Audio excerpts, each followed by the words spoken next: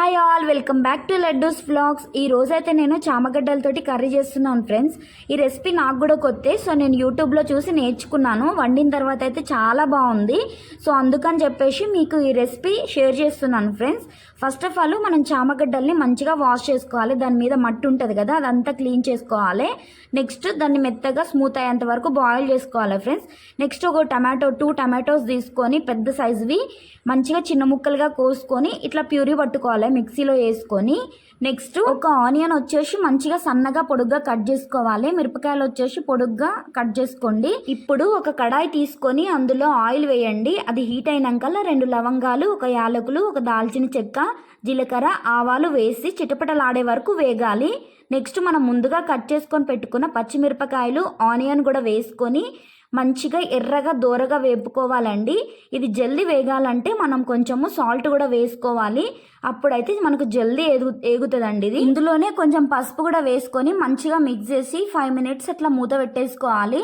After 5 minutes చూడండి మంచిగా వేగింది. ఇప్పుడు మనం ఇందాక ప్యూరీ వేసుకున్నాం కదా టమాటో, అదంతా కూడా ఇందులో వేసుకొని మంచిగా మిక్స్ చేసుకోవాలి. 10 మినిట్స్ మూత పెట్టేసి ఆయిల్లో ఫ్రై అవ్వనివ్వండి.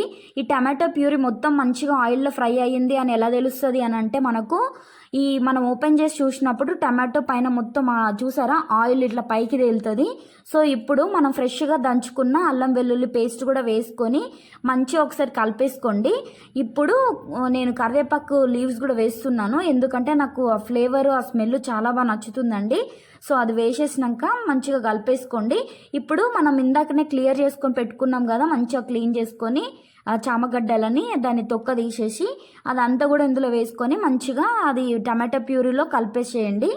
ఇప్పుడు ఒక 10 మినిట్స్ అట్లా మూత పెట్టేసి వదిలేసేయండి ఫ్రెండ్స్. మంచిగా దానికి పట్టేసుకుంటుంది మసాలా మొత్తము.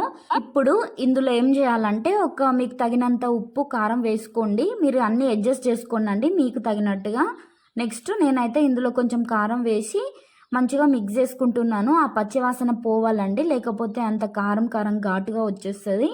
నెక్స్ట్ అందులో కొంచెము జీలకర్ర పౌడరు, కొంచెం ధనియా పౌడరు, నెక్స్ట్ కొంచెం మసాలా వేసానండి. మన గరం మసాలా ఉంటుంది కదా, అది వేసాను. అది ఈ క్లిప్ అయితే మిస్ అయ్యాను. సో అది వేసుకొని ఒకసారి కలిపేసుకోండి. కలుపుకున్నాకల్లా కొంచెం వాటర్ వేసుకొని అది మిక్స్ చేసుకోండి. మంచిగా కొంచెం లిక్విడ్లా వస్తే బాగుంటుంది కదా కర్రీ, అందుకని చెప్పి కొంచెం వాటర్ వేసాను అంతే. 5 మినిట్స్ మూత పెట్టేసి leave it guys. After 5 minutes మనము ఓపెన్ చేసి చూస్తే ఆయిల్ అంతా పైకి తేలుతుంది. ఇప్పుడు మనము కొత్తిమీర చిన్నగా కట్ చేసుకొని పైన గార్నిష్ చేసుకోవచ్చు. ఈ రెసిపీ వచ్చేసి వేడివేడి రైస్లో కానీ ఇంకా రోటీస్లో కానీ చాలా బాగుంటుంది ఫ్రెండ్స్. మీరైతే మస్ట్ ట్రై చేయాల్సిన రెసిపీ ఫ్రెండ్స్ ఇది.